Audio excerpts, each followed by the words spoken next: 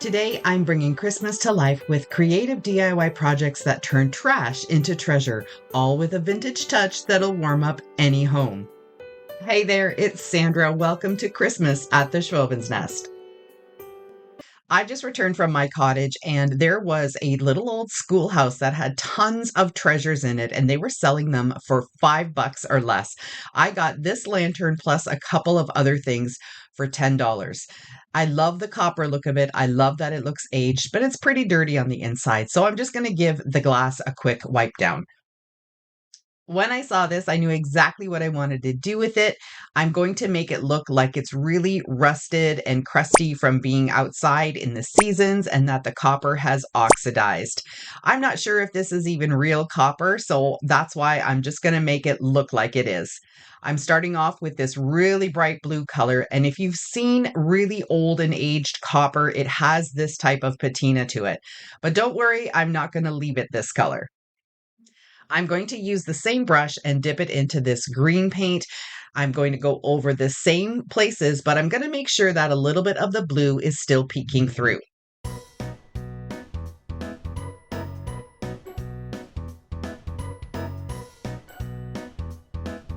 Next, taking some burnt umber, I'm going to go over the same places again, adding some depth and dimension and just toning down those bright colors a little bit. Once it dries, it looks exactly like oxidized copper, and I'm so pleased with the effect.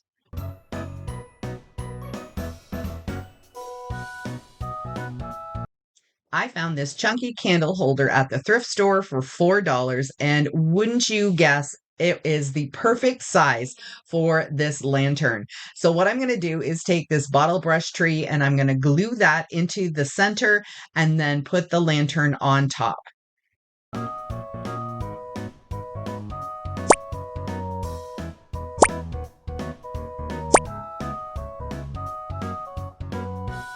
Now, I felt that the lantern needed a little bit of something special, so I looked through my stash and remembered that I had this sort of sage green and white buffalo check ribbon.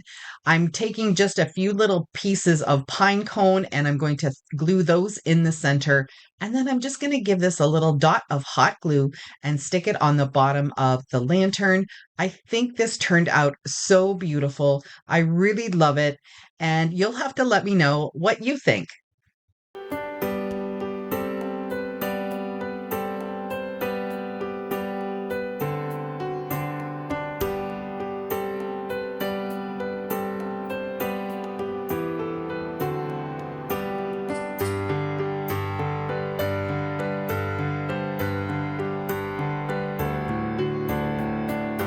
My house is decorated in everything rustic, farmhouse, and a little bit modern, but I love finding these signs at the thrift store. This one was $4.50. It was a little bit pricier than what I normally would spend, but I just really loved the shape and the size of it, and I knew exactly what I wanted to do with it when I brought it home. The color I'm using to paint the white space is called Parchment. It's from Craft Smart and it's just a really nice off-white color. When I'm doing vintage designs, I tend to use this color more often than stark white, just because I think it lends itself better to all the brown and vintage tones of projects.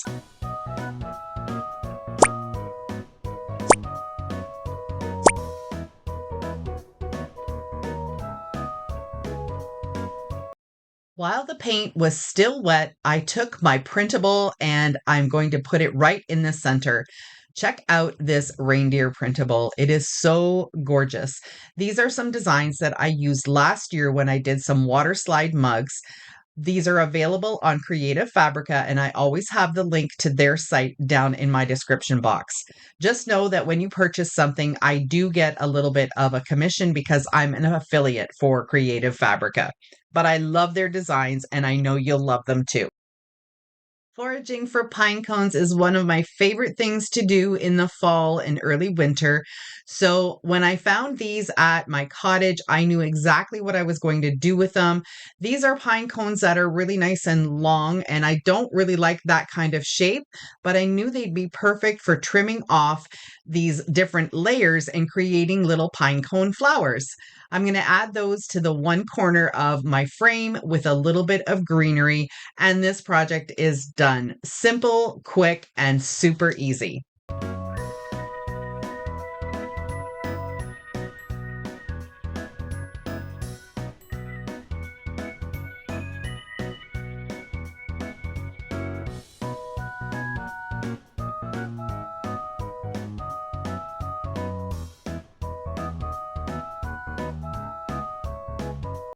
I almost forgot. I did decide to frame out the picture with some of this ribbon. I get it at Michael's. I love the color of it, and it's so nice and soft. It makes beautiful little bows too.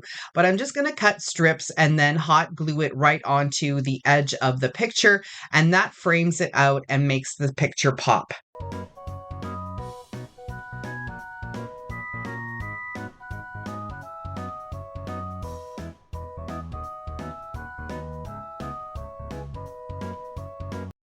Let me know down in the comments how you like to decorate for the Christmas holidays. Whether you're a sparkle girl, a rustic girl like me, or anything else, I'd love to know.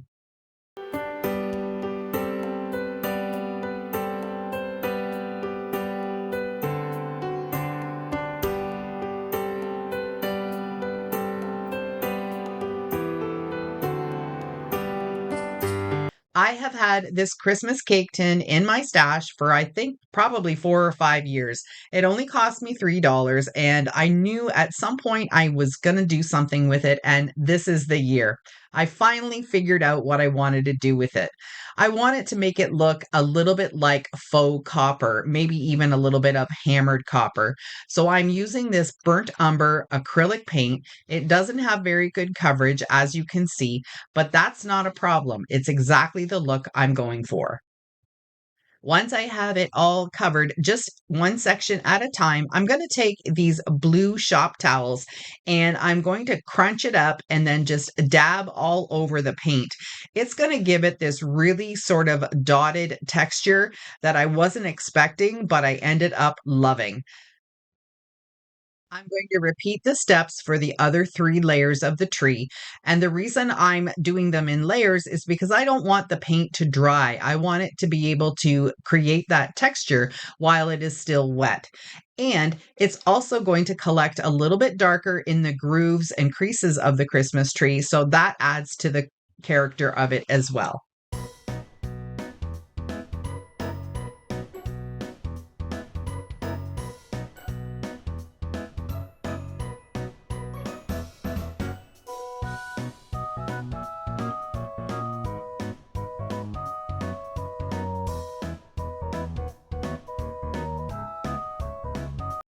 This is another chunky candlestick that I got at my cottage at that little schoolhouse sale.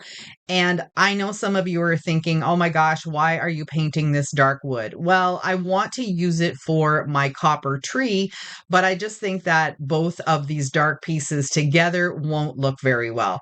Now, I do have another candlestick like this, which I will probably leave dark when I do something with it. So you'll have to stay tuned for a video with that in the future. The color I'm using here is my favorite called Mushroom, but I ended up not liking the combination of the mushroom with the copper. Then I changed over to that parchment color again, gave it some distressing, and now I'm in love with it.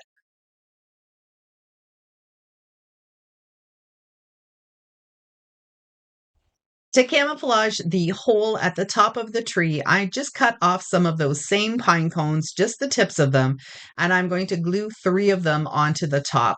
Just gives it a little bit more of a whimsical and fun and rustic tree topper.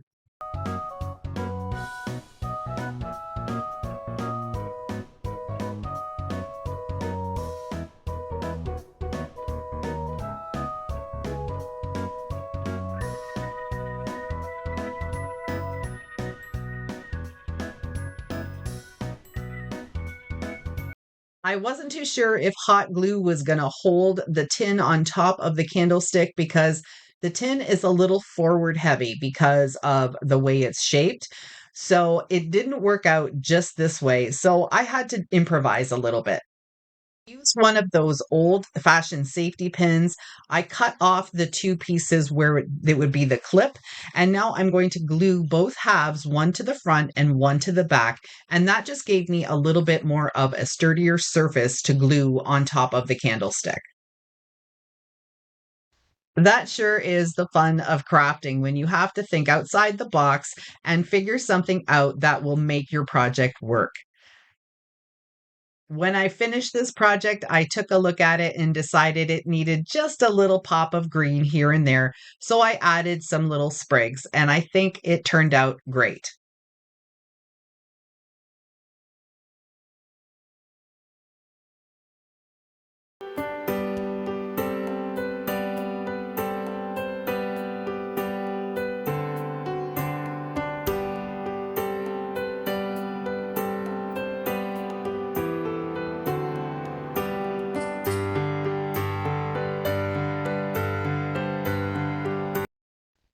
This year, I am recreating new ornaments for my Christmas tree because I'm going in a totally different direction.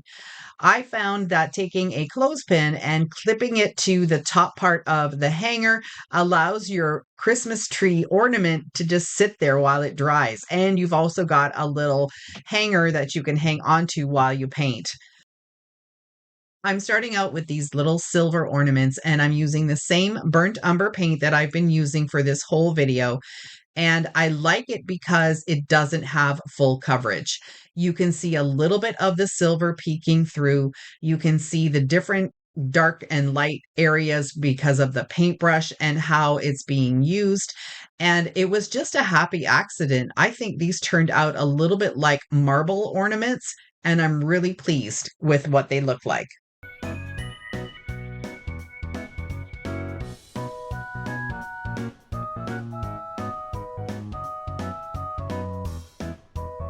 I did the same technique for the other small ornament, but for this large one, I decided to just take an old kitchen sponge and just dab it on. And I was so excited when I saw how this was turning out. This color, for some reason, is supposed to be brown, but it sort of has a vintagey kind of copper look. And that's exactly what I was looking for because that's what I'm doing with my tree this year.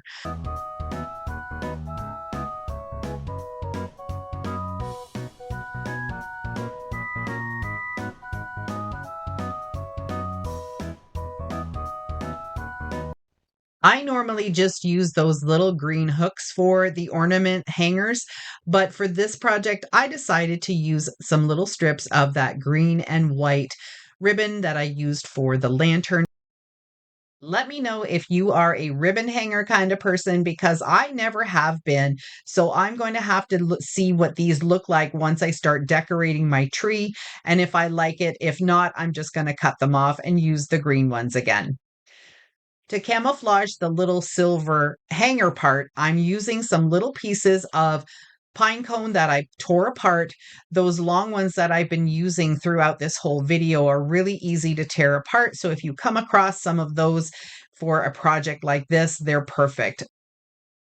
These pine cone pieces are also very flexible, so I'm able to give them a little bit of a push and they bend right down into sort of an L shape, and that covers all of the silver part and it also sticks to the ornament really well.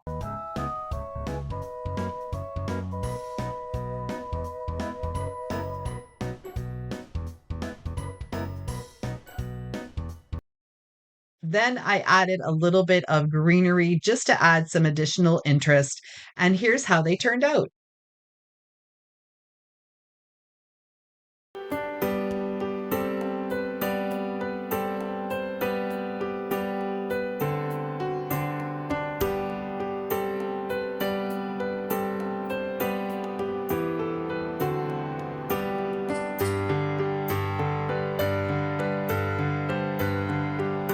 I hope you enjoyed my quick and easy trash to treasure projects with a vintage Christmas vibe. I loved creating them for you, and I really am pleased with how they all turned out. Let me know if these might be something that you'll recreate for your Christmas holiday this year.